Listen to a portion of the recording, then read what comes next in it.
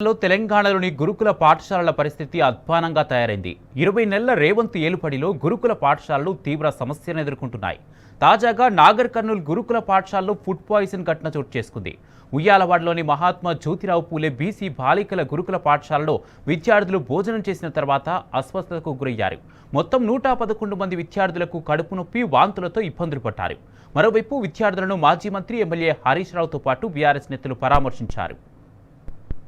నాగర్ కర్నూలు జిల్లా కేంద్రం పరిధిలోని ఉయ్యాలవాడ సమీపంలో ఉన్న మహాత్మా జ్యోతిబా పూలే గురుకుల పాఠశాలలో 111 మంది విద్యార్థులు అస్వస్థతకు గురయ్యారు.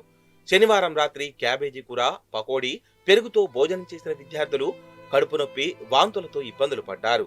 ఈ విషయాన్ని సిబ్బందికి చెప్పగా టాబ్లెట్స్ ఇచ్చి దవాఖానాకు తరలించడంలో నిర్లక్ష్యం చేశారు. ఆదివారం విద్యార్థుల తల్లిదండ్రులు పాఠశాలకు చేరుకోవడంతో వారికి ఫుడ్ పాయిజన్ అయినట్టు తెలిసిందే.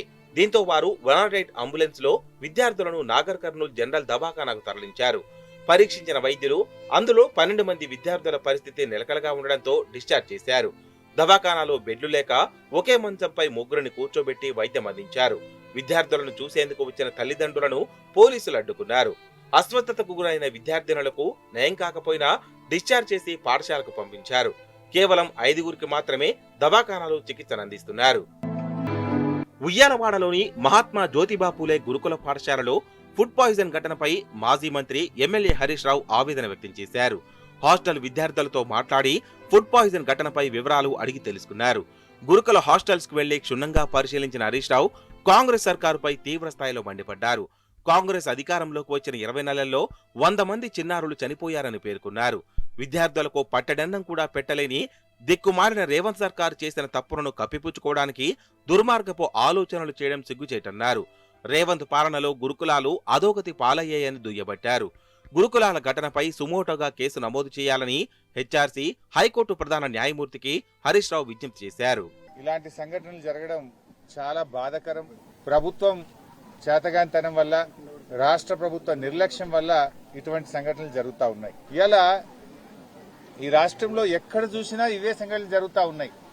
ఇదే నాగర్ కర్నూలు జిల్లాలో నిన్నగాక మొన్న పెద్ద కొత్తపల్లి హాస్టల్లో మరి విషపూరితమైన ఆహారం తిని పిల్లలు ఆసుపత్రి పాలయ్యారు.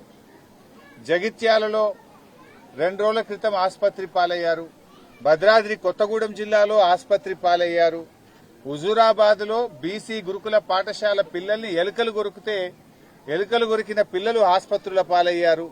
అంటే ఏంది, అన్నం పెట్టలేరు, ఎలుకలు కొరికేటట్టు పరిస్థితుల్లో పిల్లల్ని మీరు ఉంచదలుచుకున్నారా? 20 నెలల రేవంత్ రెడ్డి ప్రభుత్వ హయాంలో 100 మంది గురుకుల పిల్లలు చనిపోయారు. ఏం రేవంత్ రెడ్డి, నీ గుండె అంత రాతి గుండెనైంది? ఇంకెంతమంది చచ్చిపోతే నీ గుండె కరుగుతుంది అని నేను అడుగుతా ఉన్నా. భావి భారత పౌరులైన ఈ పిల్లల భవిష్యత్తు మీద నీ ప్రభుత్వానికి ఉన్న చిత్తశుద్ధి ఇదేనా?